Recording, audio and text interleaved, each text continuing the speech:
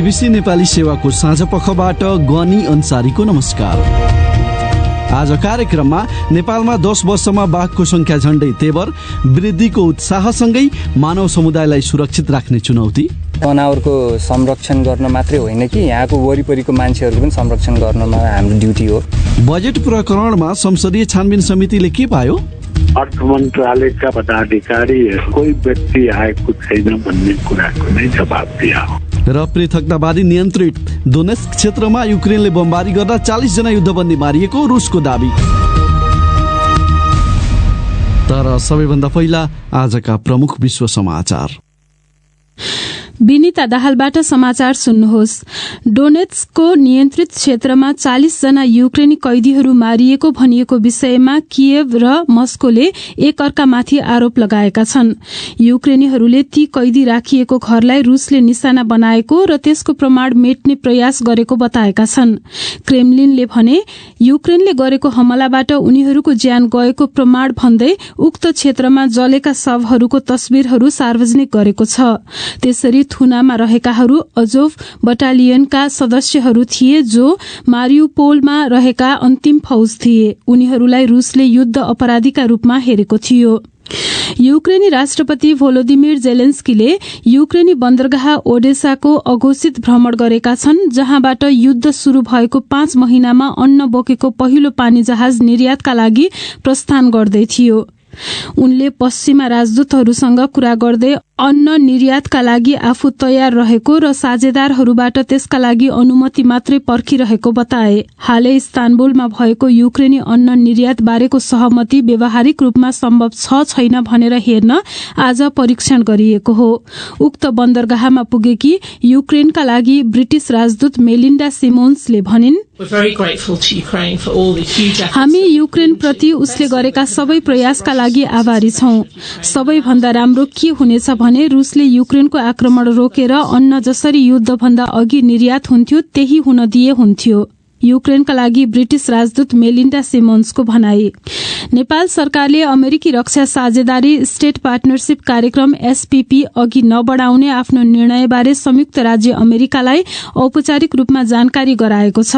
परराष्ट्र मन्त्री नारायण खड्काले प्रतिनिधि सभाको बैठकमा समय लिएर बोल्दै गएको असार 6 गते मन्त्री परिषदले गरेको निर्णयबारे अमेरिकी सरकारलाई जानकारी गराइएको बताएका हुन्। अमेरिकी सहायक विदेश मन्त्री डोनाल्ड लू 2 दिने नेपाल भ्रमणमा रहँदा एसपीपी बारे गरिएको पत्राचार बारे परराष्ट्र मन्त्रीले संसदमा जानकारी गराएका हुन्। प्यालेस्टिनी स्वास्थ्य अधिकारीहरूले अधीनस्थ वेस्ट ब्याङ्कमा भएको झडपका क्रममा एकजना 16 वर्षीय किशोर इजरायली फौजबाट मारिएको बताएका छन्। इजरायली पुनर्वास विस्तार विरूद्ध प्रदर्शन गर्न उक्त क्षेत्रमा सयौं प्यालेस्टिनीहरू भेला भएका थिए। इजरायली सेनाले भने प्यालेस्टिनीहरूले ढुङ्गा फाल्न थालेपछि आफूहरूले त्यसको जवाफ स्वरूप हस्तक्षेप गरेको बताएका छन्। र चीनका पूर्व न्याय मन्त्रीले $1.70 करोड भन्दा बढ़ी रकम घुस बापत लिएको भन्ने आरोप स्वीकारेका छन्। सुनुवाईबारे समाचार गरेका सरकारी संचार माध्यमहरूले पूर्व न्याय मन्त्री फु जङजुवाले कम्पनी र मानिसहरूलाई अवैध सहयोग गरेर आमदानी गरेको, घुस लिएर जागिरमा बढुवा गरिदिएको र केही मुद्दाहरू आफूले जानाजान नहेरेको स्वीकारेका हुन्। यो बीबीसी नेपाली सेवा हो।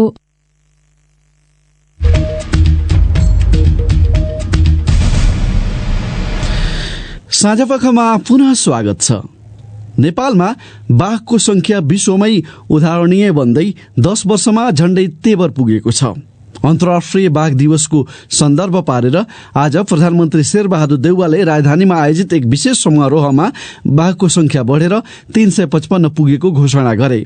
सन् 2012मा थाइल्याण्डमा आयोजित बाघ संरक्षण सम्बन्धी एउटा अन्तर्राष्ट्रिय सम्मेलनमा नेपाल सहित 13 एसियाली देशले संयुक्त रूपमा बाघको संख्या 10 वर्षमा दोबर बनाउने प्रतिबद्धता जनाएका थिए। नेपालले दोबर मात्रै नभएर 8 कम तेबर बनाएको छ। लोपन्मुख जीव बाघ संरक्षणको सफल उदाहरणले 2 ठूला चुनौती सामुन्ने ल्याएको छ। पहिलो, मानव वन्यजन्तु द्वन्द्व ह्वातै बढेको छ। दोस्रो, बाघको प्राकृतिक बसोबास अर्थात् वन क्षेत्र खुम्चदै जाँदा आगामी दिनमा झन बढ्ने बाघको संख्या व्यवस्थापन पनि चुनौतीपूर्ण हुने अधिकारीहरूले बताएका छन्।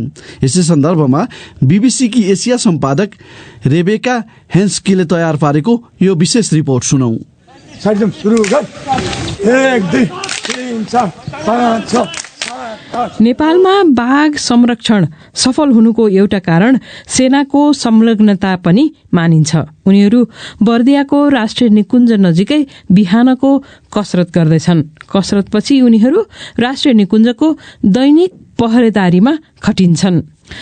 बीबीसीको टिमलाई उनीहरूसँगै पहरेदारीमा हिँड्न विशेष अनुमति दिइएको थियो। 6 पुरुष र 2 महिलाहरू जंगलभित्रको सानो गोरेटो बाटोमा हिँडिरहेका थिए, जुन नजिकैको एउटा नदी नजिकै पुगेर मोडिन्छ। उनीहरूले जंगलको जस्तो भान दिने लुगा लगाएका छन् र उनीहरूका साथमा हतियार छ। बाघलाई देखेपछि चाहिँ अभियसली आनन्द आउँछ र हामीले गरेको कामहरूले चाहिँ उनीहरूको प्रिजर्भेसन भएको छ, उनीहरूको नम्बर बढेको छ। यो दुःख गरेको चाहिँ फल पाउँदाखेरि चाहिँ हामी एकदमै नै खुसी हुन्छौँ। यो पहरेदारीमा तपाईँ खासमा के खोज्नुहुन्छ? पेट्रोलिङ हिँड्नुको मेन उद्देश्य नै हाम्रो चाहिँ अनअथराइज्ड पर्सन यदि कोही निकुञ्ज एरियाभित्र छिरेको छ भनेपछि उनीहरूलाई निकाल्ने, अनि मेन मान्छेहरू भनेको तपाईँको दौराहरू लिन आउने धेरै पाइन्छ र ट्र्याक्टर्सहरूले पर्मिसन बिना चाहिँ बढी इट्टाहरू पनि रिभर साइडहरूबाट लिएर जाने गरेको हुन्छ। त्यस्तो कोही भेटिएमा चाहिँ हामीले चाहिँ उनीहरूलाई लिएर निकुञ्ज अफिसमा बुझाउँछौँ र चाहिँ हाम्रो मेन पेट्रोलिङको उद्देश्य पनि त्यही नै हो। पश्चिम नेपालको यो जंगल बर्दिया राष्ट्रिय निकुञ्ज हो। यो कुनै बेला शाही शिकार क्षेत्र पनि थियो। This is a land whose people have always lived under the menace of marauding tigers. And the current head of the Commonwealth, Queen Elizabeth, visited Nepal in 1961. She took part in a tiger hunt. And yes, there was the tiger. अहिलेकी Commonwealth राष्ट्रहरूकी प्रमुख महारानी एलिजाबेथले सन् 1961 मा नेपालको भ्रमण गरेकी थिइन्। उनी बाघको शिकार कार्यक्रममा सहभागी भएकी थिइन्। King Mahendra had fulfilled a time-honored obligation of a host in Nepal and provided the royal party with a tiger to shoot. But there was more hunting to come. शिकार, चोरी शिकारी र वासस्थान खुम्चिँदै जाँदा बाघ र गैंडाहरू लोपोन्मुख बन्न पुगे। And that was the end of another animal. तर कुनै बेला शिकारका लागि प्रयोग हुने जंगलको हिजो आज फरक तरिकाले व्यवस्थापन गरेर बाघको संख्या बढाउने र फस्टाउने व्यवस्था गरिएको छ। सन् 2022 भित्रमा नेपाल सरकारले अन्तर्राष्ट्रिय स्तरमा बाघको संख्या दोब्बर पुर्याउने जुन प्रतिबद्धता जाहेर गरेको थियो, त्यस अनुरूप अहिले हामीले बाघको संख्या दोब्बर बनाउन सफल भएका छौं। यसमा एकदमै हामी गर्वान्वित भएका छौं। हामीलाई एकदमै खुसी महसुस भएको छ। बर्दिया राष्ट्रिय निकुञ्जका प्रमुख वार्डन विष्णु श्रेष्ठ अलि तनावमा रहन्छन्। वासस्थान सुधारको लागि चाहिँ हामीले धेरै कामहरू गरेका छौं र यस अन्तर्गत घाँसे मैदानहरूको व्यवस्थापनहरू गर्ने, त्यसको सुधार गर्ने कामहरू र नयाँ घाँसे मैदान निर्माण गर्ने काम, यसका साथसाथै हामीले सिमसा क्षेत्रहरूको व्यवस्थापन र जहाँ चाहिँ अलिकति पानीको स्रोतहरू अभाव रहेको ठाउँहरूमा चाहिँ हामीले आर्टिफिसियल पन्डहरू बनाउने कामहरू गरेका छौं। तर निकुञ्ज बाहिर बाघ संरक्षण बारे मिश्रित प्रतिक्रिया पाइन्छ। सम्झनाले गत वर्ष सासू गुमाइन्। उनले आफ्नै सासूको फोटो समाउँदै त्यो घटनाबारे यसो भनिन्। झन् तपाईँले यत्रो गरेर बाबुहरूलाई पढाउनु तपाईँहरूलाई केही हुन्न, त्यति भित्र भयो, बाबुहरूको लागि त सहयोग हुन्छ भनेर कुरा राखेको, अहिले तपाईँको छोरा भएर भएन गरे छोरी भइदियो हुन्थ्यो भनेर भन्दाखेरि पनि मलाई त्योदेखि त झन् साह्रै पीडा लागेको। गत 12 महिनामा मात्रै बाघले 16 मानिसको ज्यान लिएको छ। सड़क दुर्घटनामा ज्यान गुमाउनेहरूसँग तुलना गर्ने हो भने बाघले मारेका मानिसको संख्या सानो छ, तर त्यसरी ज्यान गुमाउनेको संख्या तीव्र गतिमा बढेको छ। गत 1 वर्षमा पछिल्ला 5 वर्षमा ज्यान गुमाउनेको संख्या बराबर गत 1 वर्षमा मानिसहरूले ज्यान गुमाएका छन्।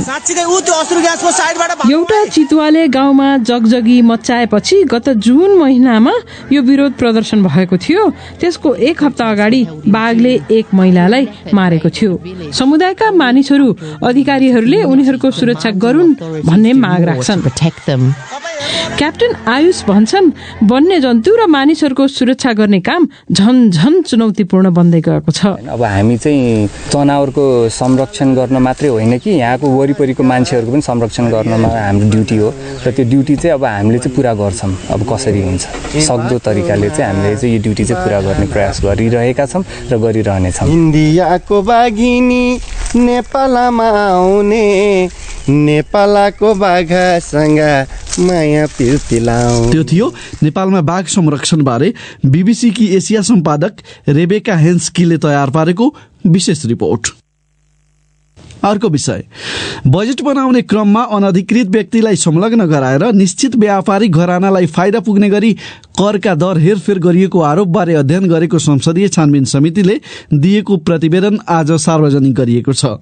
प्रतिवेदनमा अर्थ मन्त्रालयको रिकभर गरिएको भनिएको सीसीटीभी हार्ड डिस्कमा जेठ 14 र 15 गतेका 51वटा सिंगल फ्रेम क्लिपहरू रहेको उल्लेख छ। नेकपा एमालेका तर्फबाट सदस्य रहेका 4 सांसदले भने प्रतिवेदनमा फरक मत राखेका छन्। कतिपय विज्ञ र जानकारले समितिको छानबिनको परिपक्वतामा प्रश्न उठाएका छन्। यसै सन्दर्भमा हामीले छानबिन समितिका संयोजक लक्ष्मणलाल कर्णलाई अध्ययनबाट फेला परेका कुराबारे सोधेका छौं। आशंका भने त आशंकै न हो, त्यसमा खोज्यो हामी सीसीटीभी लगायत खोज्यौं, त्यहाँका मूल पदाधिकारीलाई बोलायौं, बयान लियौं, मन्त्रीको बयान लियौं। सीसीटीभी को फोटो त्यस बखतको पाइएन, त्यसलाई फेरि हामीले रिप्रोड्युस गर्न फोरेन्सिकलाई पठायौं। फोरेन्सिकले पनि केही सेकेन्डको मात्रै पाइराखे, त्यसलाई पनि हेर्यौं हामीले, त्यसमा पनि कुनै व्यक्तिको प्रवेश हामीले देखेका छैनौं। अर्थ मन्त्रालयका मान्छेहरू, पदाधिकारीहरू, सचिवहरू कोही व्यक्ति आएको छैन भन्ने कुराको नै जवाब दिया हो। यो समग्र प्रकरणमा सीसी फुटेज रिकभर हुन नसक्नु र जुन समयको चाहिएको थियो त्यो पनि नपाउनु लगायतको कुराहरूलाई लिएर जुन प्रश्न उठ्यो, यहाँहरूको दृष्टिकोणमा छानबिन समितिले चाहिँ के कमी कमजोरी देख्यो, भविष्यमा यस्ता घटना नदोहोरियोस् भनेर हामीले सुझाव खण्ड पनि उठाइराखेका छौँ। गृह मन्त्रालयको निर्देशिकामा सीसीटीभी फोटो 3 महिनासम्म राख्ने भनेको छ, तर हामीले मानेको अवस्थामा त्यो सीसीटीभी को फुटेज रिराइट भएको कारणबाट पाइएन। केही खाली ठाउँ बाँकी भएको रहेछ, त्यसमा आधा सेकेन्ड लगभगको पाइयो, करिब 25-50वटा 51वटा। अब त्यसैलाई हामीले हेरेर एउटा निष्कर्षमा पुग्यौँ। त्यसकारण जुन गर्नुपर्ने विधान राख्नुपर्ने त्यो कुरा राखेको पाइएन। जे आशंका गरिएको थियो त्यो पुष्टि हुन सकेन उसो भए छैन। बजेट प्रकरणबारे अध्ययन गरेको संसदीय छानबिन समितिका संयोजक लक्ष्मणलाल कर्ण। अन्त्यमा नेपाल बाहिरको एउटा विषय, रुसी रक्षा मन्त्रीले पृथकतावादीको नियन्त्रणमा रहेको दोनेत्स्क क्षेत्रमा युक्रेनीहरूले बमबारी गर्दा 40 युक्रेनी युद्धबन्दी मारिएको दावी गरेका छन्। अधिकारीहरूले ओलेनिभका स्थित बन्दी शिविरमा गरिएको रकेट हमलामा अन्य 75 जना घाइते भएको बताएका छन्। बीबीसी विवरणमा आधारित रिपोर्ट सुनौ स्वेक्षा राउतबाट। रुसी सरकारी टिभीमा प्रसारण गरिएको फुटेजमा केही मानिसका शव रहेको भवनबाट धुवाँ उडिरहेको देखिन्छ। बीबीसीले उक्त फुटेजको स्वतन्त्र पुष्टि गर्न भने सकेको छैन, तर विश्लेषकहरूका अनुसार उक्त भवन नियमित खालको तोपबाट नभई आगो लगाउने उपकरणले प्रहार गरिएको हो। रूस समर्थित पृथकतावादी डोनेट्स्क पिपल्स रिपब्लिकाका प्रवक्ता दनिल बेजसोनोफले हमला बन्दीहरू राखिएको ब्यारेकमै गरिएको र मारिनेको संख्या वृद्धि हुन सक्ने बताएका छन्। रूसका रक्षा मन्त्रीले हमला अमेरिकामा बनेको हिमार्स तोपबाट भएको र उनकै शब्दमा युक्रेनले जानाजान विषय उक्साएको बताएका छन्। मन्त्रालयका प्रवक्ता लेफ्टिनेन्ट जेनरल इगोर कोन्चेन्कोफले पनि 8 जना कारागारका कर्मचारी घाइते भएको बताए, तर युक्रेनका राष्ट्रपति भोलोदिमिर जेलेन्स्कीका सल्लाहकार मिखाइलो पोदोल्याकले रुसी आरोपहरू निन्दनीय र झुटा भएको र युक्रेनी अधिकारीलाई बदनाम गर्ने नियतले गरिएको बताए।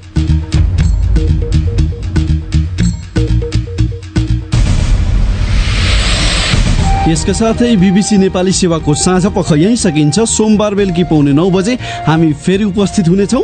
त्यस बेलासम्मका लागि हामी सबैलाई बिदा दिनुहोस्। नमस्कार।